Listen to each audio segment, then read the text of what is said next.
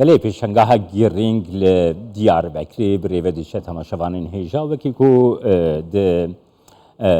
حفکارین منش دیاربکری جی راگهاندن علاقه کبر فرحیه. ام در باسی دیاربکری ببین احمد کانی نویسکار اکادمیسین اولی کولینر میوانی منه سلاف بوده که احمد جهولیری سلاف بوده بو دیاربکری علا کردستانی روجاوی پیروز بی.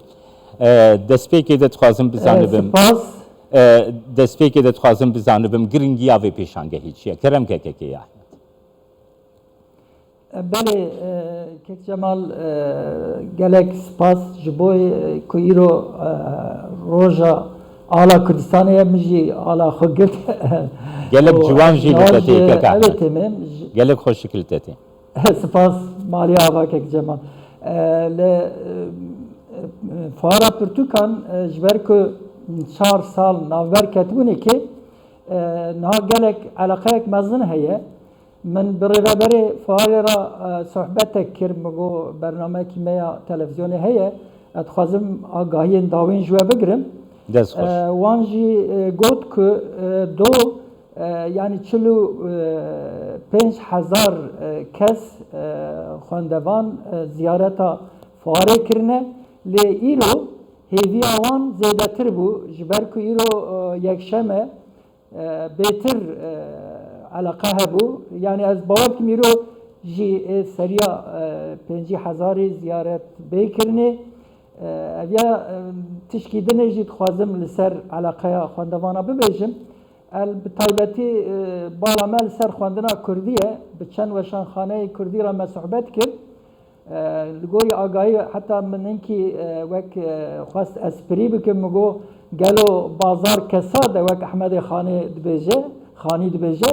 got na îja baş e got bazar germ e belê min bi xwe jî dixwest bizanibim keke Ehmed eleqa beramberî edebiyata Kurdî pirtûkên Kurdî çawa ye li pêşangehê باور بکە ez mesela bi salan e li ser edebiyata Kurdî em wek eleqekî zêde nîşan didin komên xwendinên edebiyata Kurdî em ava dikin mesela bi taybetî dom min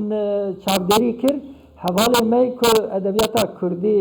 zêde bala wan serê me hema bêje piranî me ev dû dî yani eleqekî mezin heye ez belkî di nav wan da temenê wî ew e temenê wî ew be jî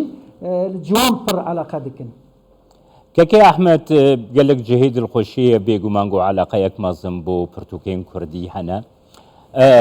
yani min bala min kişand yani xelkekî zêde hebû gava got hevkara min Güler jî li pêşangehê bû yani pêşangehê wisa çawa alîkariyê dikin ji bo pêşxistina pirtûxaneya Kurdî bo pêşxistina em bêjin nivîskarên Kurd tu çawa dinirxîne yani bi taybetî jî derfeta gihîştina hemû berheman çê dibe bi taybetî ji ber ku pêşangeh e hemû berhem bi hev re tênên amadekirinê min bi xwe jî gelek berhemê ku min negîştibûme kê ev bû du roj e li ser hev bi hêsanî meriv digîje ji ber wî jî dêm ji ber ku hemû berhemên Kurdî têne pêşkêşkirin feyda wî pir çê dibe û herkes digîje wan berhemên Kurdî bi wê münasebetê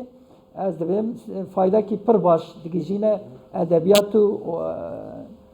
kitêbê Kurdî edebiyata Kurdî Tu zanî gava got min dît wilo tesîrek li min jî kir kekê Ehmed yani niha